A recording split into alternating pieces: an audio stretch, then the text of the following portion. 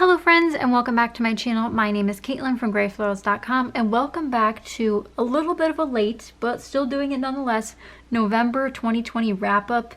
I can hardly believe that we're already over a week into December, but I did take some time off during Thanksgiving week to not really do anything, especially film, but I did have a nice time visiting my brother, who now lives closer to me, so I could visit them for the holiday and be safe. But I do want to share everything I made in November, and it's really foggy for me for where everything ended up, but hopefully you guys have seen a majority of these. If not, I'll have the playlist linked down below so you guys can check out all of the different series that I worked on this month so you guys don't miss out on a single layout. The first one was, it's just so bright and colorful. It feels like a springtime layout, truly, not a November style layout, but I made it nonetheless. And this is for the Minimal Mixed Media series where we use some paints. I love this one. If you guys haven't seen the mixed media series, I'll have it linked down below because there's so much you can do and there's so much left for me to do. And I'm glad I extended it into December because I have so many more layouts to make. Next up, we have 6x6 Fix with a Disney layout. Disney 2016 came hard in the month of November. I kept coming for more and more photos from that set to just start scrapbooking them and getting them on pages so that I could share them with you guys and so that they're in the album. They don't have to be perfect, they don't have to be amazing, they just have to be done. But I'm happy with how they turned out. We used a Christmas background paper. You guys have to watch the video to learn more, but I didn't end up painting the wood veneer. For all of you who have seen that video, and I asked you guys for input about if I should paint it or not. I did end up painting it. I think it would look a little bit funny.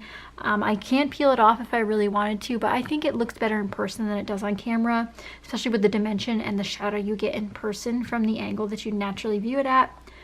So I'm content with it, but check out 6x6 Fix playlist link down below.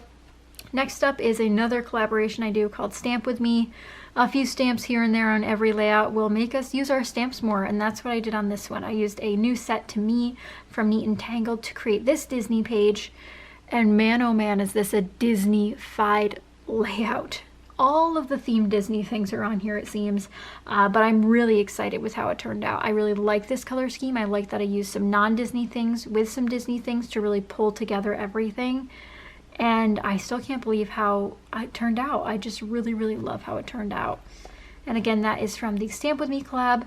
So I'll have that playlist linked down below as well.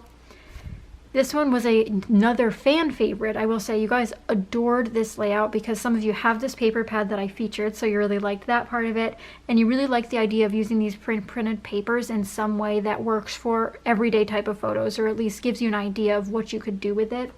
And if you guys would like a whole series about using pre-printed papers, let me know in the comments down below. I did do a whole mini class over on Patreon, if you guys haven't checked it out before, where I talk about different ways to use pre-printed papers and how often they're styled, because if you check, or if you look at your paper pads, you'll probably see the same thing. There are select number of styles they essentially do with pre-printed pattern papers, and you can find ways to naturally use those each time. So I dive into that over there, but we had fun with this minimal mixed media look yet again. And I don't know if this is picking up on camera, but after the video, it seems like it got more glittery afterwards. And this was the first time I'd used this color product, and I just think it's really, really helpful to have either challenges for yourself, or how I do series for myself to challenge myself, to really use things that you either neglect or want to use or didn't use before. Just getting out of your comfort zone and trying something different. That challenge can be so beneficial, and I adore how this layout turned out. And I finally used a product I hadn't used before, and I adore it. So don't be afraid to try to go out of your comfort zone. If you're going to try mixed media, maybe in the new year that's something you want to work on, minimal mixed media can be your in and can really help you try to use some more of that product, because I know there's a lot of people out there who do get into the product. Sometimes you love something one year and then it's out of your style the next year. And that's kind of what happened to me, and I bought all those mists and things and I just didn't end up using them because my style changed, whatever it might be. But there's always some more mixed media to be had. I think this one also could count as a minimal mixed media layout because of this inked background I did. Just a really, really subtle way to add another element to a layout. But you guys also really love this one because of the subject matter. Again, another Disney layout. And if you guys haven't seen it before, I do have a whole Designing Disney playlist where all of my Disney layouts are tagged in. So if you're looking for more ideas for scrapbooking all types of Disney photos, whether it's Disney World, the cruise, traveling to Disney. I have some just travel photos in there. It's all in there. And I don't always use Disney themed product, as you can tell. So this one had this really, really cool, like burnt orange, amber yellow color with this deep green and this deep purple, purpley blue. It was just a beautiful combination from a DCWV paper pad.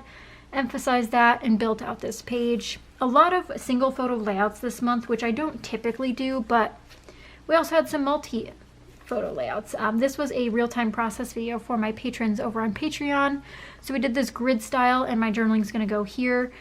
But I decorated it with only one single sticker sheet. Yes, I did. And it was definitely a really, really interesting and fun idea to try out. And I still can't believe I did it and used all of these photos, which again are the same subject, so it makes it a little bit easier, but I had a lot of fun with this one. Then this one just went up recently, and I did upload them differently than I actually made them in person.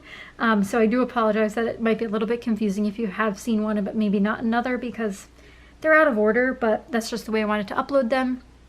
This one was also really fun to make because of this interesting color scheme, and again, a paper pad I had been neglecting and wanted to pull back out to utilize, and tons and tons and tons of stickers on this one, as per usual, because I am a stickeraholic. So another 2016 Disney one done. And then this one was, it had the idea in my head, and you know when you see something and then you finally get it done and it's not exactly what you pictured? That's probably this layout for me. I definitely think there's a few things I'd try to do differently, but I'm still ecstatic with how it came out because it's a different type of design than what I typically do. And although there's a lot of trapped space, as people call it, like here, this awkwardness, there's a lot of weird spacing on here, but I still love how it came out because of the juxtaposition of the photos with the title and the journaling, and nothing's like symmetrical or even. And I really like that for some reason. But a Haunted Mansion layout done nonetheless. Not super spooky, because I know sometimes you can go super spooky with Haunted Mansion. I decided to go vintage spooky. Like no spooky at all, just vintage. So hopefully you guys enjoyed this one if you've seen it. And then lastly was the last real-time process video for my patrons on Patreon. Or was this a live stream? This might have been a live stream. So this was a really, really fun photos from, this was, I believe, the first year I went that the Stormtroopers started walking around Hollywood Studios. So I definitely had to take some cool pictures of them, and I did. So I had a lot of fun using these glitters, using these retro, I don't even know, this paper right here reminded me of space and Star Wars, so I had to use it.